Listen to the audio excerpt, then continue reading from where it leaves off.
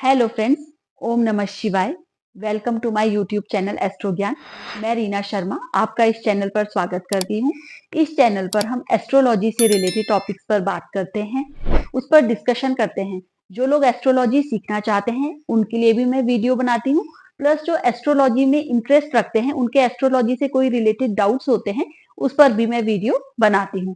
अगर आप मुझसे पर्सनल कंसल्टेशन लेना चाहते हैं तो नीचे डिस्क्रिप्शन बॉक्स में मेरा व्हाट्सएप नंबर है, आप मुझसे कंसल्ट भी कर सकते हैं। तो चलिए अब हम स्टार्ट करते हैं। आज हम बात करेंगे अस्त ग्रहों के ऊपर। लास्ट वीडियो में मैंने आपको बताया था कि अस्त ग्रह क्या होते हैं और वो कैसे अस्त हो जाते हैं। वो सूर्य के कितने नजदीक जाने पर अस्त हो जाते हैं, उनकी डिग्री भी मैंने आपको मेंशन करी थी। चंद्रमा कभी अस्त नहीं होता है, सूर्य कभी अस्त नहीं होता है। चंद्रमा अमावस्या और पूर्णिमा का हो जाता है। जैसे जैसे वो सन के पास जाता है उसे हम अमावस्या का चंद्रमा कहते हैं, और जैसे जैसे वो सन से दूर जाता है उसे हम पूर्णिमा का चांद कहते हैं। तो पूर्णिमा का चांद बहुत शक्तिशाली होता है, उसमें जो एनर्जीज होती हैं वो बहुत ज्यादा शक्तिशाली होती हैं। जैसे जैसे अमावस्या का जो चांद होता है उसकी एनर्जी लॉस होने लगती है, तो वो उसमें क्या होता है, जो एनर्जीज होती है, जो रेस होती हैं, वो कम एनर्जेटिक होती हैं। ऐसे ही सारे ग्रहों का होता है। अब ये कुंडली में फल कैसे करते हैं, तो इसमें अलग अलग लोगों की अलग अलग धारणाएं हैं। जब हम बुक्स पढ़ते हैं, मैंने जो भी बुक्स पढ़ी उसमें मेंशन रहता है कि अस्त ग्रह बलहीन हो जाता है, यानी वो ना बहुत पॉजिटिव रिस्पॉन्स देता है ना बहुत नेगेटिव रिस्पॉन्स देता है। कुछ लोगों का ये मानना है कि जब ग्रह अस्त हो जाता है तो सन उसकी सारी एनर्जी को ले लेता है, रिफ्लेक्ट कर लेता है, और हम तक उस ग्रह की डायरेक्ट एनर्जी ना आकर सन की एनर्जी आती है। सन उस एनर्जी को उस ग्रह से लेकर हम तक पहुंचाता है। कुछ लोगों का ये भी मत है कि वो ग्रह अस्त हो जाता है और उसमें कोई बल ही नहीं रहता है, तो उसकी एनर्जी हम तक पहुंच ही नहीं पाती है। तो इसमें दोनों ही बातें अपनी अपनी जगह सही हैं। जब ग्रह अस्त होना स्टार्ट करता है, यानी वो बहुत ज्यादा सन के पास नहीं है, थोड़ा दूरी पर है, लेकिन अस्त होना स्टार्ट हो रहा है, तो फिर उसके कुछ रिस्पॉन्स हमको मिलते हैं। लेकिन जब वो सन के बहुत ज्यादा पास आ जाता है, बिल्कुल अस्त हो जाता है, तो फिर उसके हमें पॉजिटिव रिस्पॉन्स नहीं मिलते हैं। प्लस जब कोई ग्रह हमारा योगकारी प्लेनेट होता है या उस पर किसी शुभ ग्रहों की दृष्टि होती है, वो बहुत शुभ योग में होता है, बहुत बली कहीं पर बैठा होता है और सन से अस्त हो जाता है, तो वो थोड़े बहुत परिणाम हमको देता है। लेकिन वो अस्त हो जाता है प्लस नीच का भी हो जाए, प्लस पापकत्री योग में भी आ जाए, बहुत पीड़ित हो जाए, तो वो बिल्कुल बलहीन हो जाता है और हमको फल नहीं देता है। और अगर वो हमारा योगकारी प्लेनेट नहीं है तो कभी कभी पीड़ित होने की वजह से हमको उसके बुरे परिणाम भुगतने पड़ते हैं। तो हमें अस्त ग्रहों के लिए क्या करना चाहिए? हमें अस्त ग्रहों के लिए उसके उपाय कर लेना चाहिए। मैंने कई लोगों की कुंडली में देखा, जैसे वृषभ लगन की अगर कुंडली की मैं बात करूं तो उसमें शुक्र बहुत योगकारी प्लेनेट होता है, क्योंकि वो लग्नेश होता है और वो केंद्र में भी बैठा था। कि तो केंद्र में जब हमारा कोई ग्रह बैठता है तो वो ऑलरेडी बहुत ज्यादा पावरफुल हो जाता है, और वो एक त्रिकोण का मालिक अगर केंद्र में बैठे, जैसे लग्नेश बैठे, तो वो ऑलरेडी बहुत पावरफुल हो जाता है। लेकिन वो सूर्य से अस्त था, तो जब शुक्र की दशा आई तो वो पर्सन की लाइफ में बहुत अच्छे गेन भी आए, लाइक प्रॉपर्टी भी आई, घर भी आया, एंड गाड़ी वगैरह, जो भी फोर्थ हाउस से रिलेटेड हमारी चीजें होती हैं वो उनको मिली। लेकिन उस दशा में उनको हेल्थ रिलेटेड बहुत ज्यादा इश्यूज आए, शुक्र से रिलेटेड भी बहुत सारी प्रॉब्लम्स आई, तो उनको उसके लिए ट्रीटमेंट लेने पड़े। वो ट्रीटमेंट से भी जब बहुत ज्यादा उनको फायदा नहीं हो पा रहा था, तो फिर उन्होंने एस्ट्रोलॉजी में भी मुझे कंसल्ट किया, तो मैंने उनको कुछ उपाय बताए शुक्र से रिलेटेड। तो उन्होंने पूजा करी, तो धीरे धीरे उनको उसमें बेनिफिट मिले, प्लस उनको डॉक्टर्स भी अच्छे मिले, तो फिर उनकी धीरे धीरे रिकवरी स्टार्ट हुई। लेकिन अस्त ग्रह ने थोड़ा सा उनपे अपना असर दिखाया जरूर। फिर ऐसे ही मैंने एक कुंडली में और देखा कि उनका बुध बहुत योगकारी प्लेनेट था। तो बुध बहुत योगकारी होके 10th हाउस में बैठा था, एंड शुक्र भी ऑलरेडी वहीं बैठा था, तो दोनों बली थे, दोनों की डिग्री बहुत पास पास थी। तो बुध ऑलमोस्ट 0 डिग्री पे ही सन से अस्त था।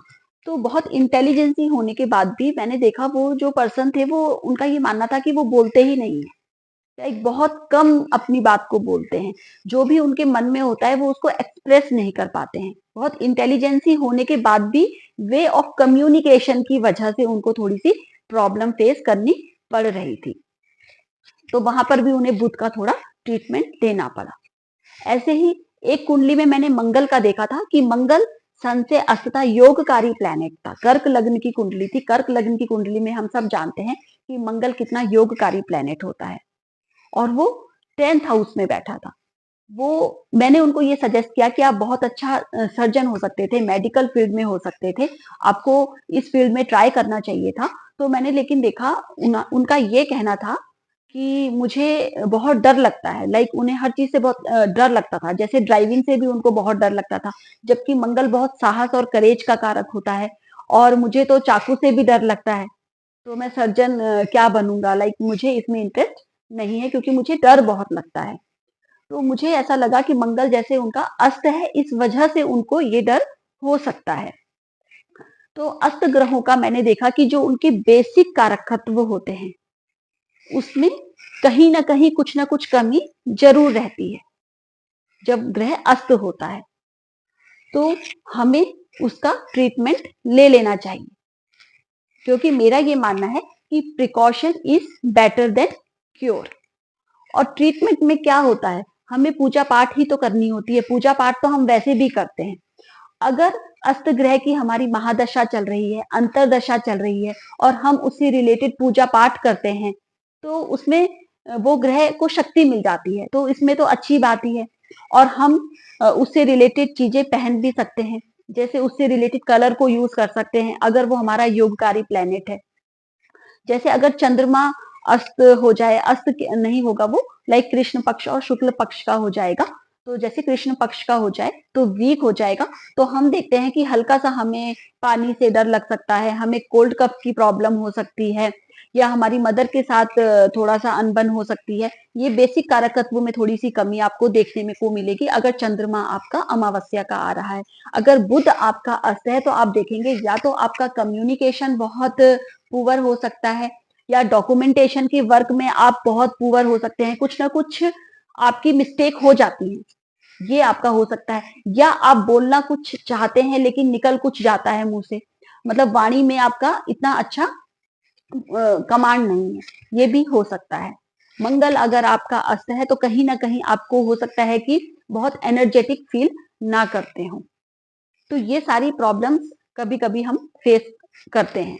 और जब इन ग्रहों की दशा महादशा आती है तो भी हमें बहुत ज्यादा फिर प्रॉब्लम स्टार्ट हो जाती है। तो बेटर है कि हमें इनसे रिलेटेड पूजा पाठ कर लेना चाहिए।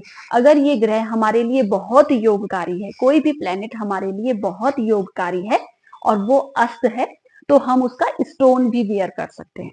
अगर वो योगकारी नहीं है, कहीं से भी वो 6 8 12 से कांटेक्ट कर रहा है, तो हमें उसका स्टोन नहीं पहनना चाहिए, फिर हमें उसकी पूजा पाठ ही करनी चाहिए। लेकिन अगर वो हमारे केंद्र त्रिकोण का मालिक है, जैसे कि कर्क लग्न की कुंडली में मंगल बहुत योगकारी प्लेनेट होता है, तो फिर हम उसका स्टोन पहन सकते हैं। या मेष लग्न की कुंडली में चंद्रमा बहुत योगकारी होता है, तो हम उसका भी स्टोन पहन सकते हैं। हम उससे रिलेटेड क्लोथ भी पहन सकते हैं। जैसे रेड कलर ज्यादा यूज करें मंगल के लिए, चंद्रमा के लिए आप व्हाइट कलर ज्यादा यूज करें। तो ऐसा हम कर सकते हैं उस ग्रह की एनर्जी को बढ़ाने के लिए।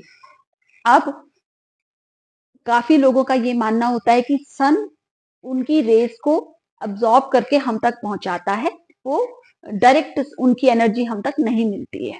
तो अब इसमें क्या होता है कि अगर सन हमारे लिए बहुत योगकारी है ना, सन योगकारी है, और जो ग्रह अस्त हुआ है वो 6 8 12 का मालिक है, हमारे लिए इतना योगकारी नहीं है। उसके बुरे परिणाम हमारी लाइफ में ज्यादा आ सकते हैं कंपैरेटिवली अच्छे आने के। तो वो अगर सन से अस्त हो गया है और हमें बुरे परिणाम ऑलरेडी दे रहा था, और सन हमें अच्छे परिणाम दे रहा है, तो ठीक है, फिर हम उसका उपाय करें या ना करें तो उसका इतना फर्क नहीं पड़ता। फिर सन उसकी एनर्जी को लेके अगर हम तक दे भी रहा है तो सन हमें अच्छा ही देगा, क्योंकि सन हमारे लिए योगकारी प्लेनेट है। केंद्र त्रिकोण से सन का संपर्क है, बहुत अच्छा उच्च की पोजीशन में बैठा है, तो हमें अच्छा ही देगा। फिर वो प्लेनेट अगर अस्त है, जो हमें रोग दे रहा था या बीमारी दे रहा था या कुछ बुरा हमारा कर सकता था, तो फिर हम उसको इग्नोर कर सकते हैं। लेकिन अगर वो पाप पीड़ित है और वो हमें थोड़े कष्ट दे रहा है, तो फिर हम उसको उसका दान कर सकते हैं, उससे रिलेटेड हमें दान करना चाहिए। लेकिन अगर ग्रह हमारे लिए योगकारी है, हमारे केंद्र त्रिकोण का मालिक है, लेकिन सन हमारे लिए योगकारी नहीं है, सन का 6, 8, 12 से संबंध है इन घरों से, या वो हमें बहुत बुरे परिणाम दे रहा है या दे सकता है, हमारा लग्न का भी शत्रु है, तो हमें उस कंडीशन में, अगर हमारा योगकारी प्लेनेट अस्त हो गया है और उसकी महादशा अंतरदशा आई है, तो हमें जरूर से जरूर उस ग्रह का ट्रीटमेंट करना चाहिए। लाइक हम उससे रिलेटेड बीज मंत्र करें, उससे रिलेटेड पूजा पाठ करें, उससे रिलेटेड स्टोन वेयर करें, क्योंकि वो अगर हमारे लिए बहुत ज्यादा योगकारी है, केंद्र त्रिकोण का ही मालिक है, हमारे लग्नेश का मित्र है, तो हम उसका स्टोन भी पहन सकते हैं। उससे रिलेटेड चीजें अपनी लाइफ में ज्यादा से ज्यादा पहने और यूज करें, तो फिर हम उस ग्रह को शक्तिशाली बना सकते हैं, और हमें उसे बनाना ही चाहिए।